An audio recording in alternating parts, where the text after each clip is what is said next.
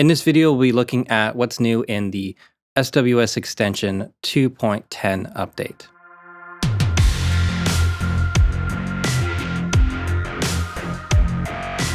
And actually what we're covering in this video goes all the way back to the last feature release, which was September 2017.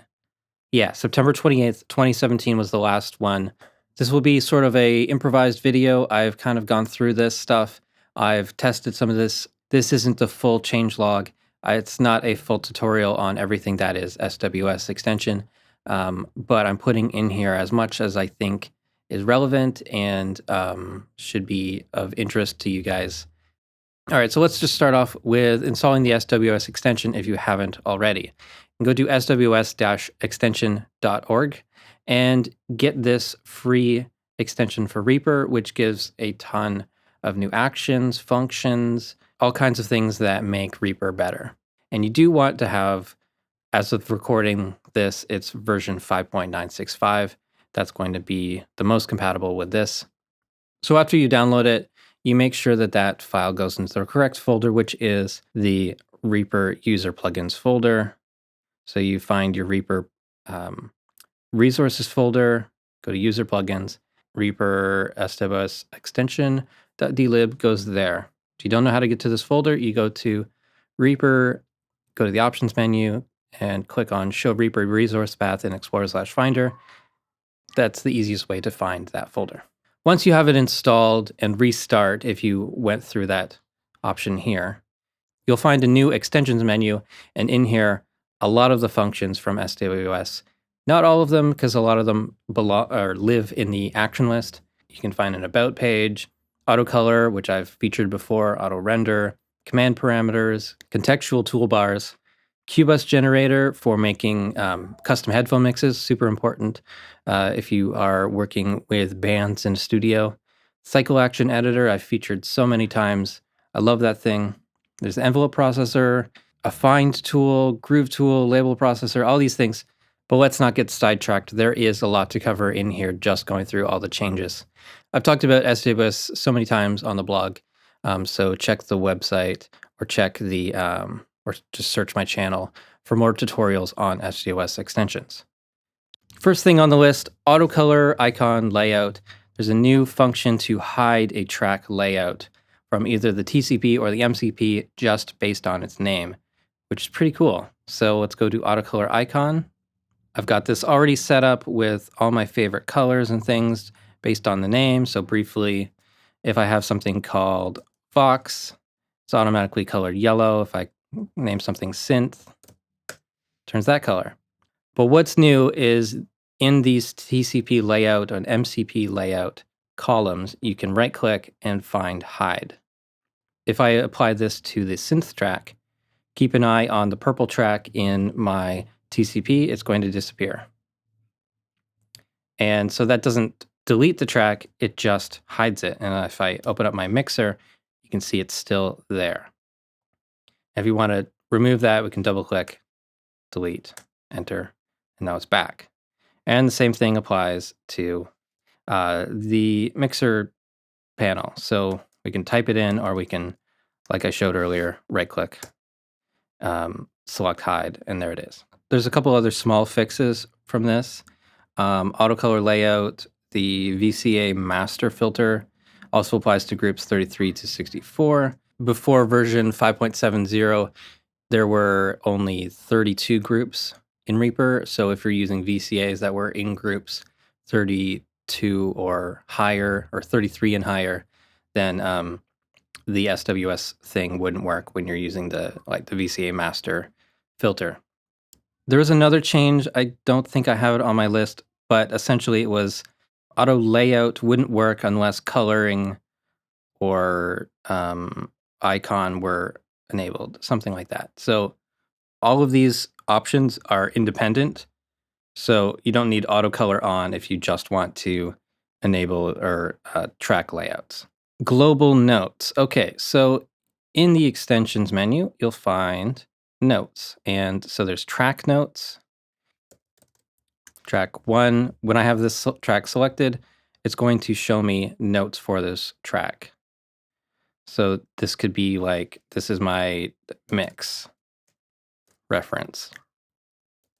And if I select track 2, this could be my vocal. And I don't know, U87. And so these are notes belonging to the track. So when I have track 1 selected, it's mix reference. When I have track 2, U87 vocal. So there's track notes, item notes, project notes. Project notes are saved with a project, and it will just show things when you load that project. Extra project notes is like a second set of notes. And now there's global notes. And so this is going to have a set of notes that are for your entire Reaper install, essentially, or your SWS install anyways. If you want to keep some notes with your projects that are accessible in every project, this is one place you can put it. In the SWS loudness processor, we go to the action list and type in SWS loudness. We've got this analyze loudness tool. This is not new, but there's a new function in here. Run that. It opens up this window, and I'll just show you quickly how it works. You select an item or a track. You click on Analyze Selected Items. It takes a couple seconds, but it's going to analyze and show the integrated loudness, the loudness range, true peak, maximum short term, and maximum momentary. There is a more accurate mode that this will work in, which uses different filtering and window sizes and things like that to get a more accurate number, but it's a little bit slower to do. So you can enable that, run it again, and it's going to take a little bit longer, but have a more accurate result. The main difference that I found, at least with this track, the maximum momentary difference went from a minus 11.6 to 11.3. Maybe it doesn't matter. If you just want that integrated number, it shouldn't matter that much. But if you would just want it to be most accurate, there is that option, use high precision mode. And along with that came this toggle to turn that on and off, toggle use high precision mode for loudness analyzing. And so when that's on, there's all these other normalized loudness things that will respect this option. So for faster normalizing, you want that off. And for most accurate, you want it on. Pretty simple. All right, now we're getting to new actions. So SWS/NF eraser tool. Let's find that. So kind of the instructions are right there in the title. Marquee select items and time cut on shortcut release. Marquee select items and time ignoring snap cut on release. So if you want these to, so this second one will obey your grid setting. And we need to assign that to an action. So I guess I'll do E. So to use it, we'd do something like this, where we hold down the key, we right click and drag to make a time selection or a marquee selection. And when we let go, those are deleted. Difference there, if we select it first and then hit E, it's just going to clear the time selection. So marquee select, time and items, this, while holding E. That's the thing, while holding E.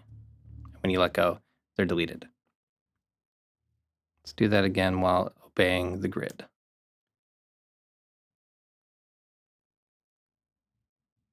So that is the eraser tool. Split items at time selection if exists, else at edit cursor, also during playback. Again, I'll just add this. Okay. So if I've got a time selection, splitting at beginning and end, if it's during playback, splitting at the cursor. So yeah, this one good way of having multiple functions on the same key. There are a bunch of new actions for the region playlist. So SWS region playlist. And in here we've got these new ones: toggle smooth seek, enable, disable, play next region, play previous region. The region playlist is right here in the extensions menu, region playlist. I showed this once before. You can kind of set up a different play order with it. And after you have the different play order, you can move that to a new project, various things like that. Pretty useful tool. In Snapshots, there's a new action to delete current or all snapshots. That's actually two actions. So there's delete all snapshots, delete current snapshot. So Snapshots is mixer, so all your mixer settings, plugin settings, things like that. Pretty close to everything that's happening in the project. This is like your mixer volumes. So mixer volumes are like this, and I've got panning like this. So different panning, different volumes. I can make a new snapshot like that, make changes like this, make another new one. I can click that and it will bring all those things into the position they were, whether they had the same plugins or not. All those snapshots just captures everything and makes it really simple to reload. And you can also apply it to different songs, which is kind of the most powerful part of it. But getting back to what's new in this update, there is delete current snapshot and delete all snapshots actions. So there's current snapshot and all snapshots. And that just a way outside of this window to manage this window. All right, so let's make this track a folder and this track a folder. SWS folder. Select nearest next folder. There's select nearest previous folder. And that'll just select tracks that are folders forward and backwards in the track list. Apply the selected groove from the groove tool without having that groove tool open, I believe. Use current settings from open groove tool. So yeah, you can run this without having to use the mouse in the groove tool. So there's the groove tool. We have this selected. You would apply groove, but this action will run that for us without having to have this window open. So there's also some new actions to manage multi-channel metering. So this is a way to manage the setting on the selected track or all tracks outside of right-clicking the track and going to this option, multi-channel track metering. This makes no difference on mono or stereo tracks, but if you have a track that has 4 up to 64 channels, these meters can look kind of weird. You don't necessarily need those options, so that's one way you can manage that. There's an option to cycle through the different MIDI recording modes. So this track, I'll give it a MIDI input. Sure. And the different recording modes are available through this thing here, right? I've got it to default on MIDI overdub, but let's just put it on input and we'll do SWS cycle record. There it is. Cycle through MIDI recording modes.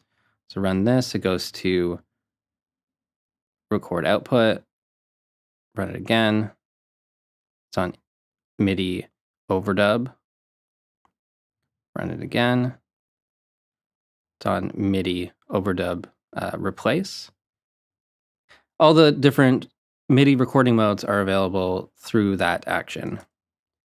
And there's also an action to cycle through the track automation modes. So basically the same thing. So I've got this, run that. Now it's in read mode, touch mode, write mode, latch preview, and back to trim.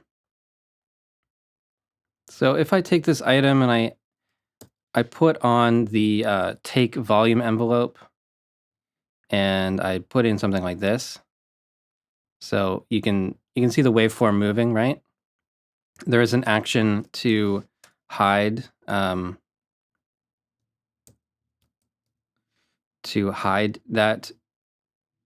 envelope, but keep it active. Hide take volume envelope, and so that hides the envelope, but it keeps it active. Show take volume. So I brought it back, and if I did it the other way, where is it? Take volume envelope. If I disable that, it's going to put it back to the original volume. Kind of weird. It basically disabled that envelope entirely. If you want to write automation to an item, but not have these points be in the way, the SWS-Extension envelope options are the way to do it. Going back to snapshots briefly, there is an attempt, or what they're calling an attempt to fix a longstanding issue with send envelopes not restored when recalling snapshots. I haven't had a chance to test this. I assume that other users have tested this. But the bug was that if you have a mix saved and you've got some send automation, and when you recall that snapshot, those send envelopes weren't coming along with it, or if they were, they weren't doing it correctly. There's also a note here in the changelog about automation items. They're not probably going to work well with snapshots just because, like, on the technical level, they're just not quite compatible.